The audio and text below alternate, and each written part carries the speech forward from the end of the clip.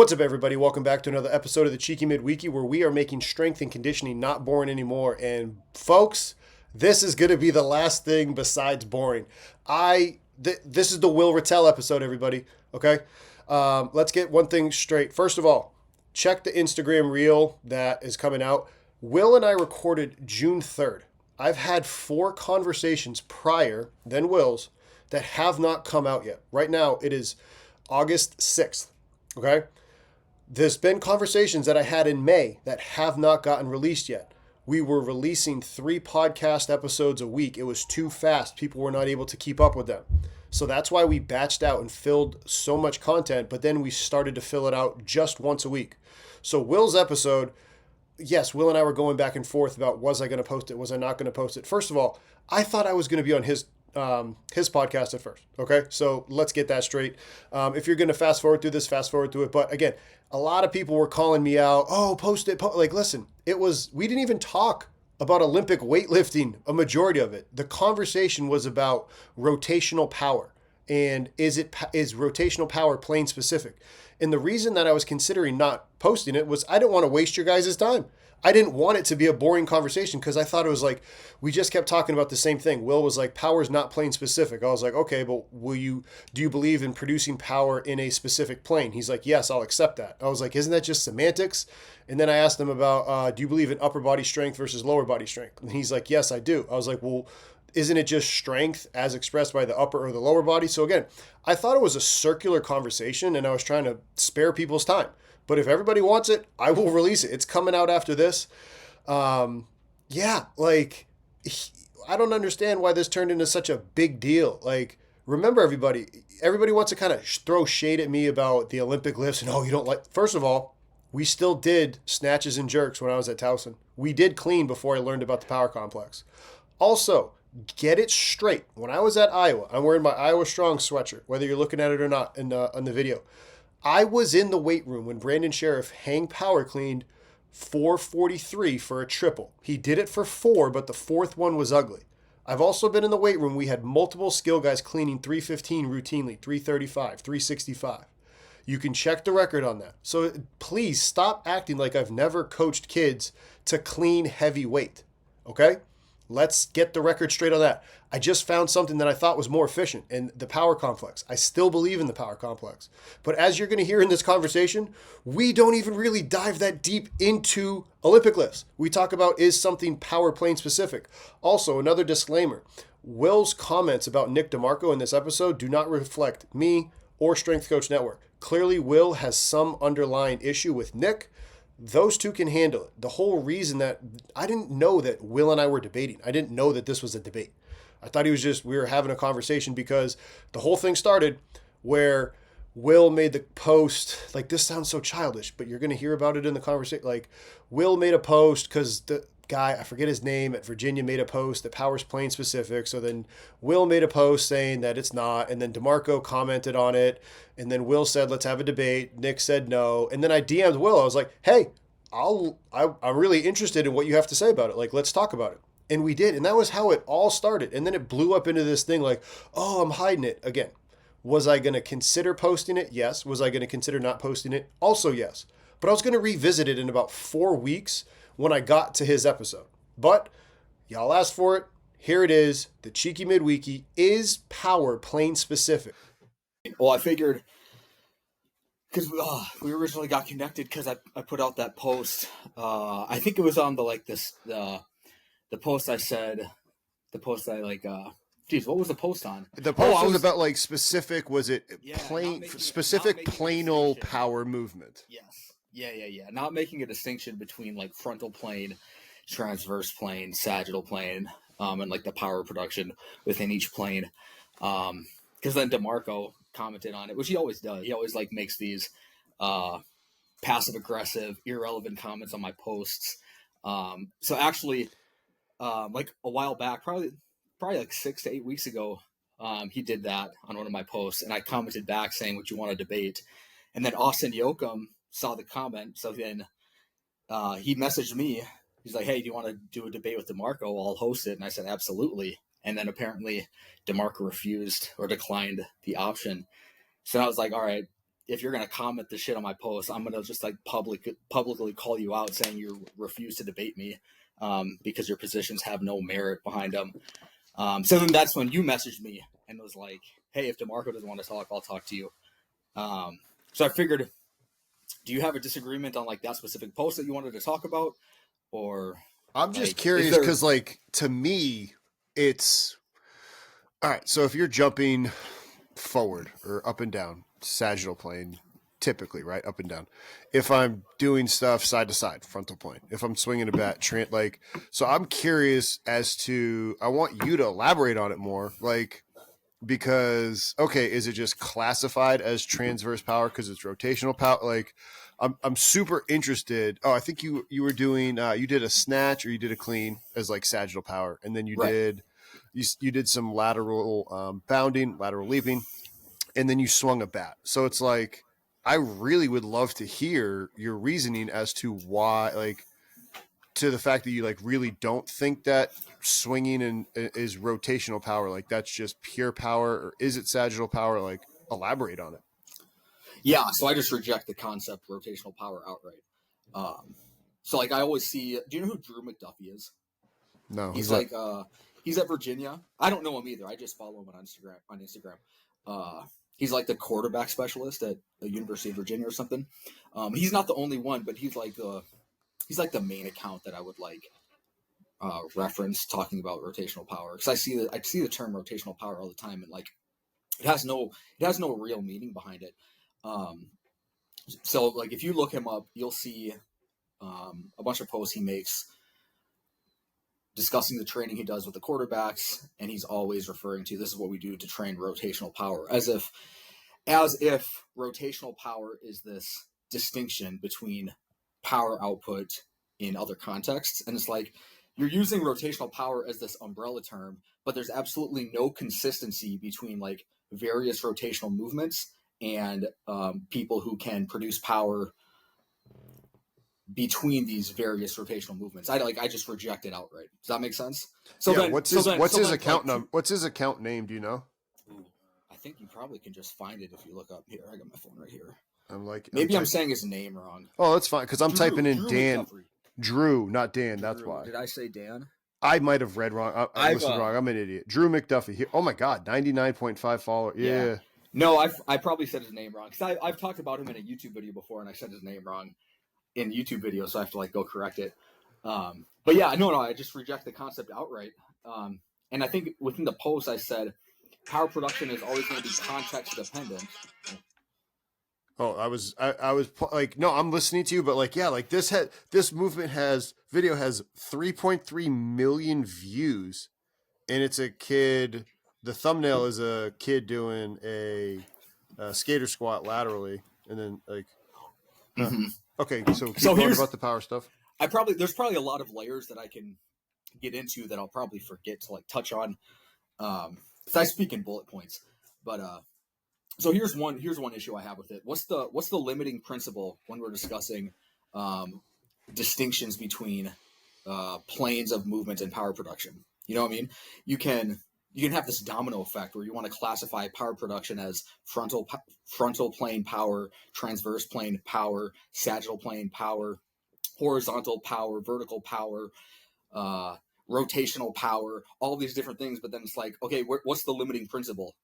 You know, Drew McDuffie says in like one of his posts, unilateral ground based powers. Like how many classifications do you want to come up with? You could, if you without a limiting principle, you can come up with infinite, which that's not useful at all. What's the limiting principle to you? There is none. That's why I reject it. I would have to ask someone who accepts the premise of rotational power. So like, okay, let's say rotational power, like what if I'm saying rotational power is how fast I can throw a medicine ball or how fast I can throw a baseball? What's my response to that? Yeah, like what is that? Why is that called rotational power? Because I'm throwing a ball. What's rotating? My pelvis, my rib cage, my body. Okay, so we have throughout the entire kinetic chain, we have, I mean, I don't know how many joints are rotating, right? There's the spine, the pelvis, the shoulder, the ankles, the knees are rotating a little bit. Just because you have this macro view of like, oh, you see rotation occurring somewhere in the kinetic chain, we can't just have this umbrella term of rotational power and then think that can describe a quality that can be applied into other tasks. So what So if it's that's why I reject it. like, what if it's not like, if you really just only had though, like, like, okay, your rotational power could also be how far you can jump doing a broad jump turning 90 degrees, or it's, you know, your broad jump going sideways is your like, so to me that's why it's like interesting, because at least you can categorize it. But yeah, you probably don't need to have, you know, I mean, you could if you wanted to categorize all the different ways of training it, because like for me personally, it's all right, I have jumps, leaps, hops, jump, double leg, and it's the same way that Boyle's classified it, I think. Double leg to double leg, single to opposite single, and then a hop is single to same single. And then you have your different vectors and your ground contacts. So I mean, I guess you could have sagittal, frontal, rotational, and then you could have bilateral versus unilateral, and now you've got 6 different categories. So it's like, I don't know. It's because it just allows coaches to classify things. Is that why you don't like it? Because like there's no need to classify No, it? no, I think classifications can be useful. They can Okay. be useful, but classifying power production in this way is not useful. Why not? Because what's the limiting principle? That's why. So name a rotational athlete, a sport, an athlete that plays a certain sport is rotational. Let's just go tennis. Let's start with that. Sure. Even though they move, Sure. correct. Okay, so would you say a tennis player who can hit the ball hard is expressing rotational power?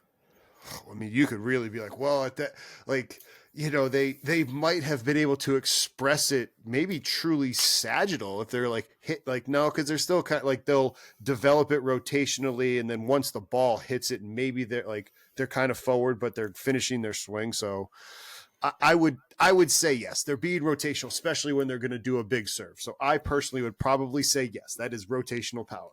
Taking a quick break from the show to talk to you about one of our sponsors, TeamBuildr. TeamBuildr has been my online software platform choice since 2019. Been using it at Towson, using it at Goldfinch, and use it with my online remote clients. You can learn more about them in the link down below. TeamBuildr is also part owner in the Plyomat, which will allow you to get quick, valid, and reliable jump data, jump height, ground contact time, and reactive strength index in just seconds. They are part owner of Plyomat, so you can check them out in the link down below as well. All right. Who's a famous tennis player? Rafael Nadal. Yeah, or I was going to say Agassi. Sure. I would bet $100 million that they can serve a tennis ball harder than I can. Mm-hmm. You'd probably agree with that.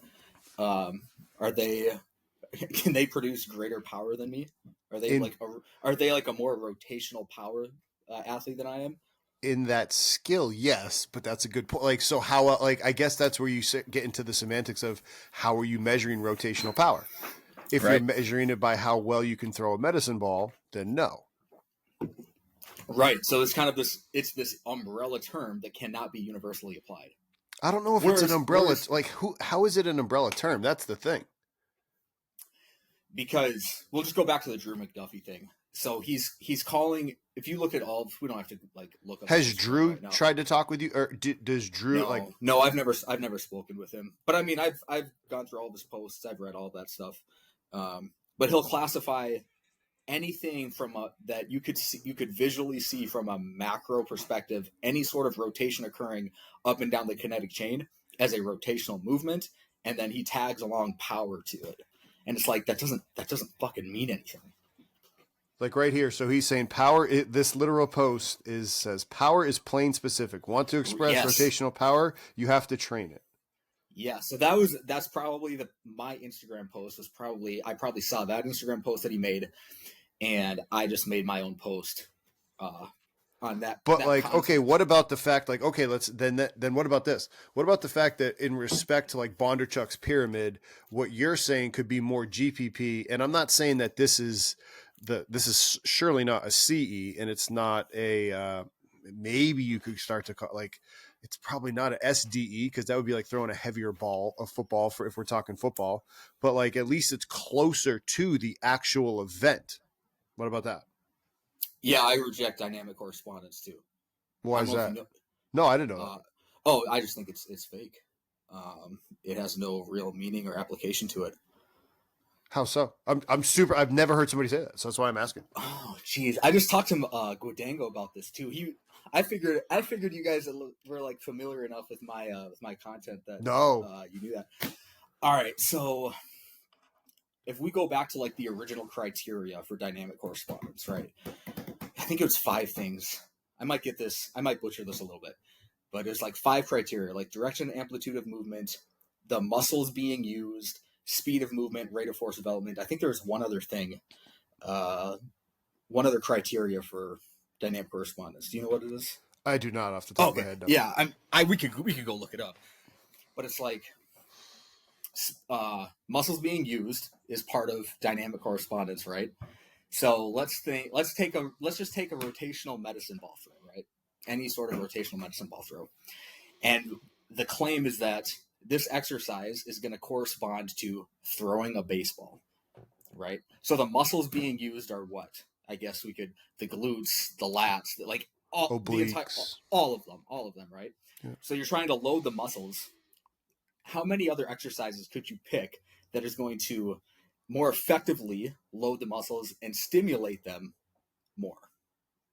Well, yeah, that's where like because anybody, but like anybody that says throwing a medicine ball is the only way, it's like, oh, come on, now you're not surfing the whole like the whole force velocity curve. Because yes, you could do heavy med balls, lighter med balls, all the different types of med balls. You could do this like the landmine stuff, right? Yeah, I'm trying to think where I'm going with this too. With the dynamic correspondence stuff too. Oh, here, why is that the criteria? Does that criteria that we just listed, does that matter more than just like the stimulus to the organism that's going to drive some sort of desired adaptation? I don't think it does. Huh. That's You know? super interesting. Like, I mean, to me, it again, it just the closer you can get to doing the thing, the more you can get of the said principles like to it. Here's another way I look at it. We can take any exercise, whether you want to call it GPP, SPP, any exercise that you do is more dissimilar to the sport itself than it is similar to the sport itself. It has more in common with other training exercises, regardless of how close you think it is to the task in sport, than it is to the actual sport. Taking a quick break from the show to talk to you about one of our sponsors, Hawkin Dynamics. I've had Hawkin Dynamics for multiple years, dating back to my time at Towson, and still utilize them here at Goldfinch when I'm training athletes in Iowa. Hawkin Dynamics makes it simple to be able to get input to find out what's going on underneath the hood with your athletes. Whether it's lower body assessment, upper body assessments, you want reliable data to find out how the athlete is putting force into the ground so you can be able to accurately return an athlete from an injury, and you can also find out how the athlete is producing force to check how your training is working. Check out Hawkin Dynamics in the link down below. So that's why I just reject it. I think it's a bullshit concept. So say that again. That was an interesting sentence that you had said about. I mean, essentially, what you said there was the weight room and anything that is not the sport is less similar to the sport. Like, I mean, that's correct. Yeah. Like, unless you're playing the sport, like if you want to get better at catching footballs, you have to catch footballs. Like, you could say that, sure, like doing a vertical jump, an approach jump, like you're training your hip flexors or hip extensors maximally. But yeah, unless you're actually doing the sport.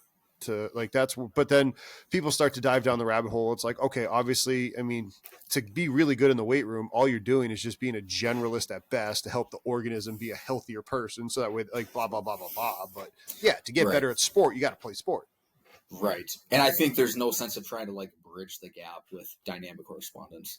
I think it's more so a waste of time than just continuing to improve your general physical qualities, general physical capacities, general physical outputs. So you're saying like, hey, just get like, instead of trying to throw med ball, like just get strong in what movements and go play sport. Like just you're almost then saying like, so hearing you say that, it's like, okay, instead of training for lactic training of shuttle running, increase max output, increase max recoverability, you're essentially saying don't do the same stuff that Charlie Francis said, stay out of the middle of the 70 to 95% in the middle, just do the extremes.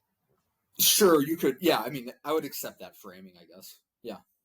So like, okay, what, like, instead of saying, all right, we don't believe in rotational power, what to you then, like, how do you, baseball player, let's say you're now training the New York Yankees, and it came to my mind because Soto just hit a 2-run homer in the ninth the other day. Like, what expressive two ends of the quality, what does it then look like to you?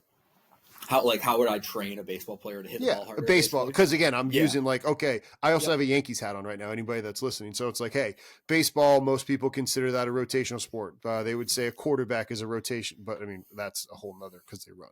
Let's just stick with baseball, like baseball or tennis. Have you? So Mark Ripito, do you follow Mark Ripito? I love Rip. I don't know. Oh, somebody posted him talking about this exact scenario a while back, and I loved it. It was like training for baseball. Get strong, get stronger, put on more muscle mass. Now use that strength and muscle mass that you've adapted to. Now go use that by practicing baseball. Like that's exactly what I would say too. But here's the thing, I would agree, but like in terms of getting stronger, I would also be like, hey, let's throw some medicine balls while we're in the middle of training. Like, okay, all right, yeah. Let me clarify. Let me clarify. I'm not opposed to medicine ball throws. I'm just opposed to much of the rationalization behind why people do medicine ball throws. I think people who throw, right? People who throw, quarterbacks, baseball players. Yeah, track and field throwers. What about them? Throwers, yeah, for sure. I'm not opposed to them throwing. I think throwing medicine balls can be a great way to reduce the risk of like overuse injuries. I think just getting better at the general task of throwing, like the task archetype of throwing, which we could define as propelling an object into the air via the arm or hand. I think getting better generally, the task of throwing is going to widen that bandwidth of capabilities that you can then get better at your specific task of throwing. So I'm not opposed to any of that stuff. I'm just opposed to much of the rationalization behind it. So like, who really caught, like, okay, you said, what's his name? Drew? Yeah, Drew. Yeah, Drew. Okay, so like, my question is, who else is caught, like, keeps saying like rotate, like, who is saying rotational power, or other people saying lateral power, front, like, because again, I live under a rock, so like this shit could be going on. I just have no fucking clue. Yeah, no, that's actually a really funny point. Because obviously we all have like our own style, like the people we follow online, like that's who we see. Is like, yeah, and I'm like, honestly, I'm not online unless I'm doing work. Like, ask my wife. I'm such a boring person. I had no idea that Drake and Kendrick, I think it's Drake and Kendrick, have a like. I don't know shit about shit. Yeah. So sorry, what was the question? I kind of got the question was like, are people like, is the term rotational power and lateral power, like, is that a common trend in strength and conditioning? I see the term rotational power used all the time. I don't see lateral power, sagittal power. I don't see frontal power. I do see vertical power versus horizontal power. Do you reject that too? Yeah. It's just power production. Generally getting more powerful and then applying that power to the specific context that you're in. Okay, I get that, but like, is it then just, are you just pissing in someone's Cheerios that are agreeing with you, but then just describing the vector? I don't think so. I don't think so.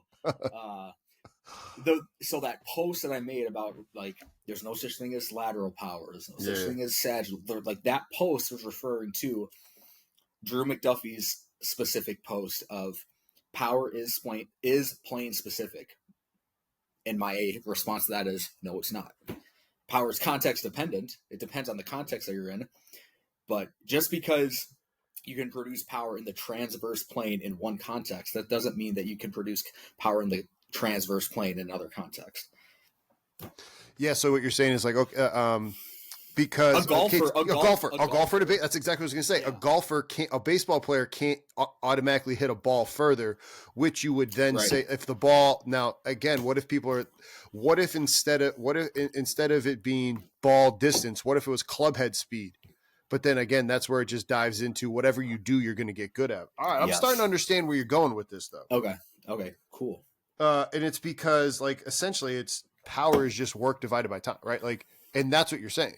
Yeah, you just get more powerful, and then the more you do the specific thing that you want to do, the better, the more effective your power production can be in that context. So I think everybody because I know a lot of people saw that, but it's like I get what you're saying. Like it's power. It's the same thing. Work and time, just oriented in different directions, and maybe people are getting overly nichey and specific as to which direction it's being sent. Mm-hmm. And then, so you're like, okay, what are the best ways to best express power? Are you asking me my opinion? Oh, yeah. 100%. Ooh, the best ways to express it. Or the best express it and develop it, either way. Develop it, I'd probably just say training the extremes of the force velocity curve, get really strong, get really fast, lift heavy and sprint, do plyos. That's probably the best way to develop it. Best way to express it, I don't know. That's going to depend on the context that you're in. Huh, yeah. Because, like, I'm trying to find this one that you, where you posted about it, because you were hot. That was where, come on now. Haas concurrent. Hey, Jesus. No, I get, like, here we go. Power is not plane specific. Context dependent, sure, but not plane specific. This is not sagittal power. And it's you doing a snatch with a fucking, like, let's also not negate the fact that you just snatched fucking 295 like it was nothing. So if you were to accept the premise that power is plane specific, if you were to accept that, then you would have to accept someone saying that they can jump high, that they're a sagittal athlete. You know what I mean? If you accept the premise that power is plane specific, you would have to accept all of these kind of classifications. What about this descriptions of power production? Okay. What if I then said, okay, you swinging the baseball bat is not transverse power. It's you expressing power in the transverse plane. I would accept that. Yeah. So yeah, okay. Again, yeah. Taking a quick break from the show to talk to you about one of our sponsors, Vitruve VBT. With Vitruve, you can accurately measure what speeds your athletes are moving the bar. No longer do you have to program simply based on sets and reps. You can program for your more mature athletes based on the velocities that they are hitting. You can accurately measure at a great price with Vitruve, and you can have this integrate with your TeamBuildr, making it simple so you no longer have to write down the recorded reps from other devices. Everything in one place with Vitruve VBT. Check them out in the link down below. Then we're saying, you and I are saying the same fucking thing. It's just, I would, because I'm trying to get rid of words, I would call it transverse power. But you're right, it's expressing power in the transverse plane. Mm-hmm. But yeah, we're on the same, because like you said, like your ability to apply high levels of force in a short amount of time in that baseball swing, because you're a very powerful person, like you're one of the strong, like the shit you can do lifting weight wise is far more impressive than anything that I can do. So you're applying, like, biomechanically, strength, neuromuscular, all the force that you're putting in that short amount of time to hit that baseball is going to be greater than mine. But your power production in any plane, expressed in any plane, is going to be greater than mine or most people. Mm-hmm. Huh. That's it. Like, because again, like you're essentially, I bet more people agree with you than disagree with you when you just express the fact that, hey, it's power, but it's expressed in different directions. Yep. Now, what about like strength? Okay, what about then you wouldn't believe anybody saying like lateral strength, or what about upper body strength? Is that just strength as expressed in the upper body, or what's? Yeah, I mean the upper limbs. Yeah, I think you could. I think the classification between lower body strength and upper body strength makes sense to me. But it's at the same, like, couldn't you then dive down that rabbit hole? Because it's like, it's just strength as expressed by your lower and upper body. If we really wanted to.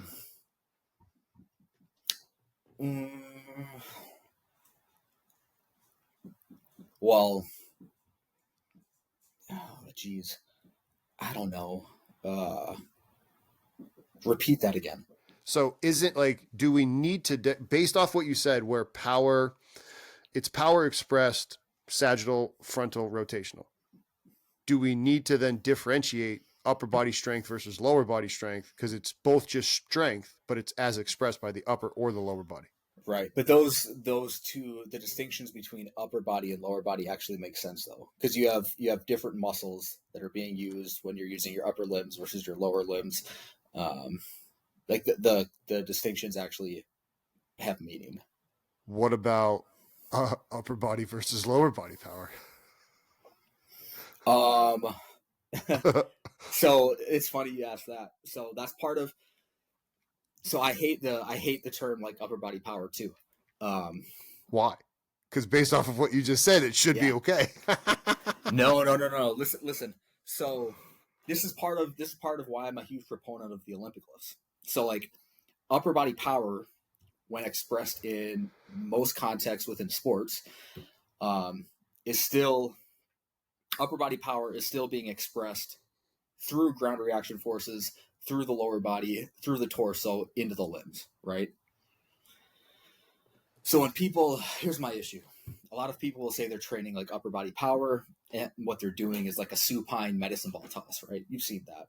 Yeah, I've done that before. Or even a medicine ball, standing medicine ball throw, or a plyo push-up, anything. And again, I'm not even opposed to doing that. I'm typically opposed to the rationalizations behind a lot of this stuff. But like, if you really want to train upper body power that can be useful in the context of most sports, most actions in sports, something like a snatch, something like a push press, something like a jerk is going to make a lot more sense, because you're still relying on ground reaction forces. You're still relying on force being transmitted from the lower limbs through the torso into the upper limbs, into the external body of mass. You know what I mean? I hear you. I don't even know if I answered your question directly. No, but like, so, but that's like, so, but if we were going to truly isolate it and call it upper body, like, because you're saying upper body strength, like, because somebody based off of what you just said there could say, okay, well, if you're doing barbell overhead press, your lower body, like, you're transmitting force, still being loaded, right? Or if you're, even if you're bench pressing, because the people at Westside, from what I've read and heard and watched videos on, they would say if you're like, you should be getting a hamstring cramp when you bench. So it's like that. So it's like you almost don't need upper and lower body strength. Like, it's just strength. It is just power, and it's just expressed in different ways. I still think the distinction makes sense in terms of strength, though. That's super interesting. Yeah. I'd have to. I can think about that though more. Please do. Like, again, like, here's the thing too. I want everybody else to like. I don't think you and I agree on this, but we can at least have a fucking conversation about it. Like, because I think we do agree in the sense of like, no, you're right. It's, if I'm swinging a baseball bat, I'm expressing power in the rotational.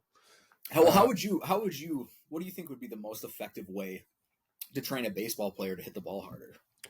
I would the fucking shit you post, the things that I believe in. They should squat, lunge. They should squat, lunge, hinge, press, pull like a baseball player. I love the idea of doing single arm dumbbell snatches, especially with a pitcher. One of my buddies that I worked with at Maryland, he worked with the baseball team, and he was having them do a max effort dumbbell snatch, like 20 reps every 30 seconds to kind of simulate, throwing a baseball.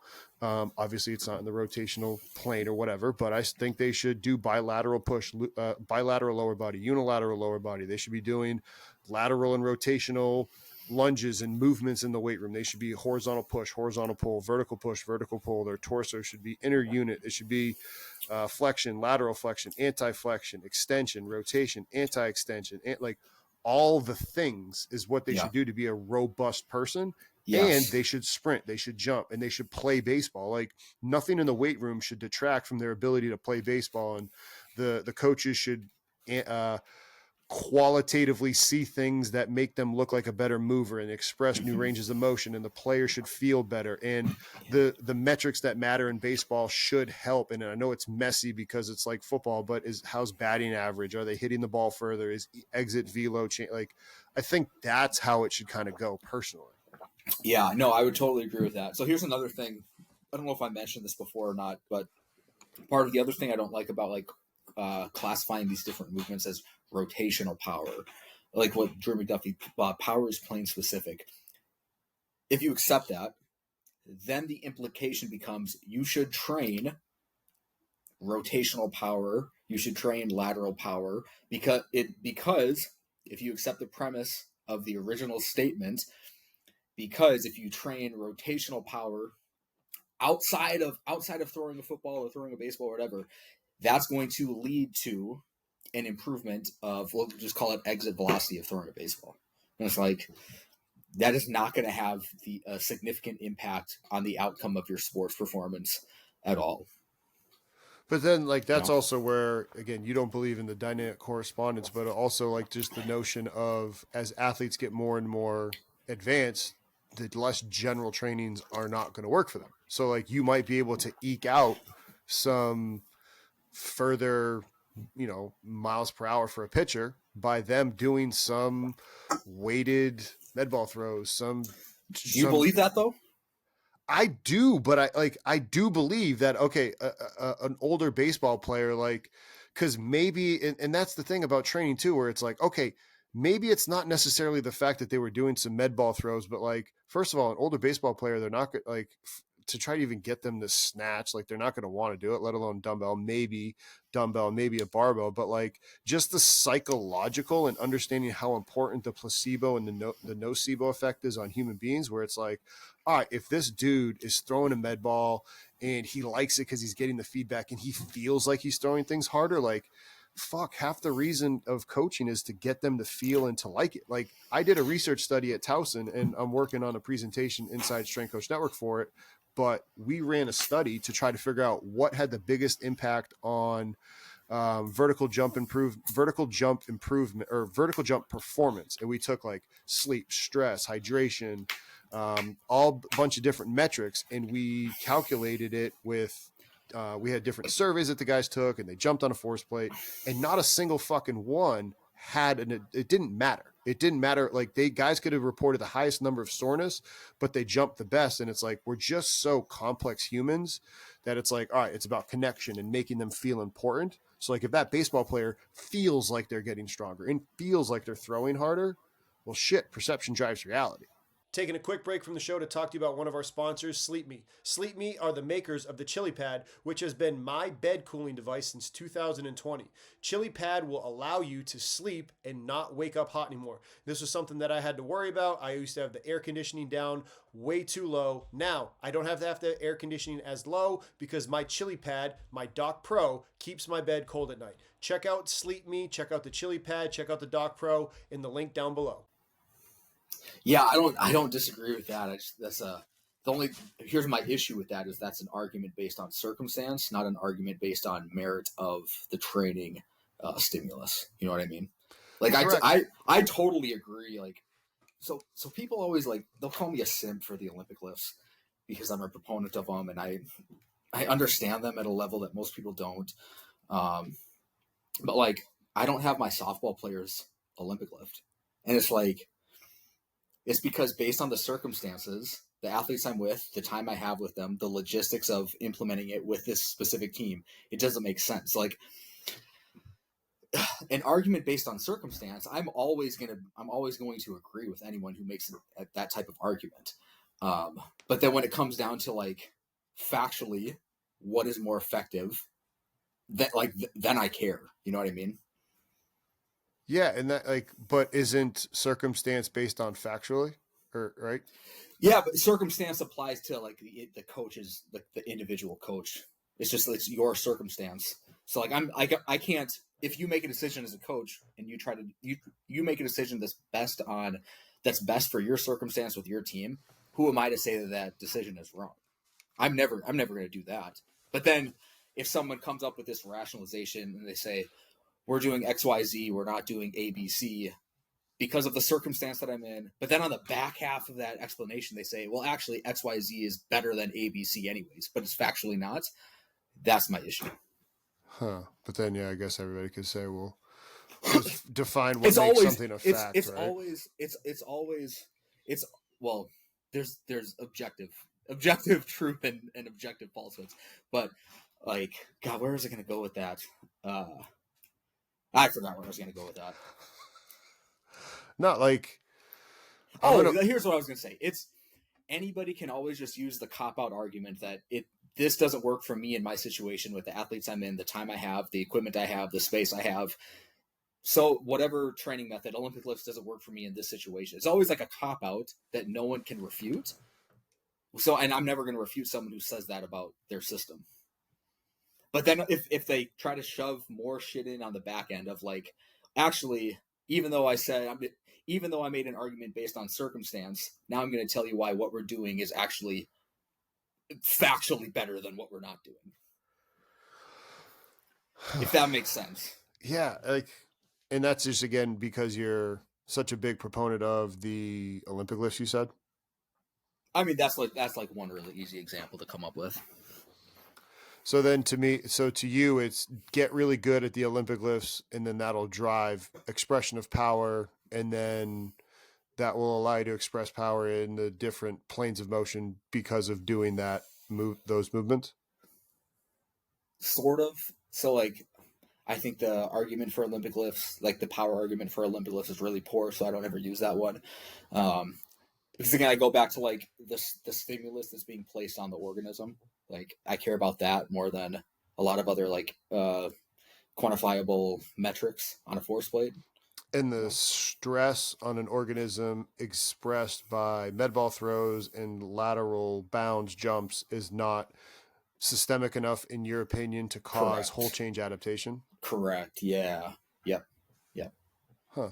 Now, okay, so then what if somebody was like, all right, what if you do it in conjunction with, and then that allows you to get better at it because you have better coordination, you have better motor unit synchronization, better motor unit firing, the whole thing that people talk about, where you said the exact same thing about, just because you got better at your squat doesn't mean you got stronger. You got better at the squat, right? Like, so yeah, I think that's absurd, by the way, that people say that. Yeah, like obviously you got stronger because you got stronger and you got better at the squat. Like you got faster and you got better at running. So it's like, okay, if you can still do like, because I hear what you're saying, where hey, there's not enough stress on the system to make it to cause a stress response. Okay, so if you're, doing all the things, but then you're also doing those other movements, then that's the best case scenario, because now you're putting a high amount of stress on the athlete and you're allowing them to coordinate, motor unit synchronization, rehearsal, all of it. Mm-hmm. Huh. Yep. This has been quite. Now that I know this Drew McDuffie guy, I'm going to reach out to him and see what he wants to say, and then see if he'll film an individual show, and then maybe both of you guys will come on this show. I'm all for it, man. That would be fantastic. Yeah. Huh. I got a lot of good things to think about, brother. I appreciate you. Yeah. What do you got going on now? Me, I got work right now in the office. I was up training some high school kids earlier in the day. We did not do any rotational power expression today. We did some sagittal plane. We did some sprints, and then we did some jumps, and we did some agility. So we did have some, we played some circle tags. So there was a little bit of rotational speed or transverse speed. Sounds like a good day. Yeah. And then we did some sagittal plane lifting because we did some squats and some bench and some row. Yeah. Nice. I'm just trying to make you laugh. Yeah. Well, it's been a pleasure chatting with you. I'm going to get back to office work here. And yeah, man. Hey, just send over this raw footage or whatever. I'll just put it up on my YouTube, and then you can do whatever you want with it too. Sounds good. Hey, you're friends with DeMarco, right? Yeah, I am. Why would he refuse to debate me? I have no idea. I do not speak for Nick DeMarco. I did not know that he didn't want to talk to you. I saw in the comments recently here as we were talking. I have noticed. I do not know. That's between you and him. I got nothing. Oh, I think that's so funny, dude. There's a lot of people that don't like me, which is fine. I got my group of friends. I have no idea. That's a you and Nick thing. I was like, hey, that y'all aren't going to ask. I'm interested in this conversation. I'll always approach this kind of stuff with good faith too. Like I debated Cody Hughes about a year ago. That was the first time I ever talked to Cody. He was awesome. I got along with him great. Then I met him at the CSCCA, hung out with him. He's like cool. I debated Jordan Hamsley, if you know who that is. Both of those debates are on my YouTube channel. For anyone who wants to not that I'm out here trying to pick debates with people, but I'm willing to do it, and I'm always going to do it with good faith. So like if people don't believe me, go watch those too. I got to debate the explosive mechanics guy. He probably thinks I'm ducking him because I keep having to reschedule, because I keep having new shit come up on my schedule all the time. I got to text him. So yeah, I'm always going to do this like with good faith. So Yeah, I mean, again, I'm super curious to hear this. The thing that really bothers me online is when I'll make a post. So like if I see somebody make a post that I disagree with, I'm never gonna like go on their comment section and like try to debate them in the comments or say I disagree with this for whatever reasons. Like, do you think that person really gives a fuck? Probably not. It's like I think it's really obnoxious when people do that to me. So usually when someone does that to me, I'll always ask them if they want to do a debate. Like I think it's what I usually do if I see somebody make content about a topic that I disagree with. I'll just go make my own content on that, because there's no point of like commenting on their shit, and like that's obnoxious. So I really wish people just did that with me instead of trying to like argue with me. Like, you think I give a fuck if you're gonna write a comment on my Instagram? You think I'm gonna change my mind? Nah, that shit ain't happening. You know. But yeah, I'll let you get to your shit, man. I got a client coming over in 19 minutes too, so yeah, just send over this raw footage, man, and I'll post it to my shit. You post it to yours, and if you ever want to do this again, let me know. Sounds good, brother. You have a good rest of the day. All right, take care, dude. Taking a quick break from the show to talk to you about one of our sponsors, Powerlift. Powerlift is located here in Iowa in the United States of America. I've utilized them back in 2011 when I had them at Harvard. I also had them at the University of Maryland, and then finally when I was at the University of Iowa. Their equipment is strong, it is durable, it is dependable. It's also customizable based upon whatever your needs are at your school. Check out Powerlift at the link down below. So that concludes it. Like, that was the episode. I don't know if that helped you or didn't help you figure out if power is or isn't plane specific. Is strength upper or lower body specific? Is it like, again, that's for you to decide. That's also why I was like, man, I don't know if I'm going to put this out or not. So please let us know on YouTube. Let us know in social, like, was that actually a good episode? I could be very wrong. Like, if that was our best episode, please let me know so I can do more of these, because I want to give everybody what they want so we can make strength and conditioning, like we say in the beginning, not boring. And we want to educate, and we want to push the field forward and do better things. I love the field of strength and conditioning, period. I want to make it better. I want to make it great. So please, if this was awesome, tell me. Let me know so I can do more like this. Have a great rest of your day, y'all. Later.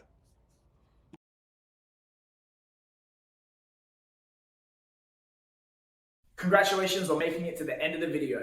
Why don't you celebrate by watching more videos just like it?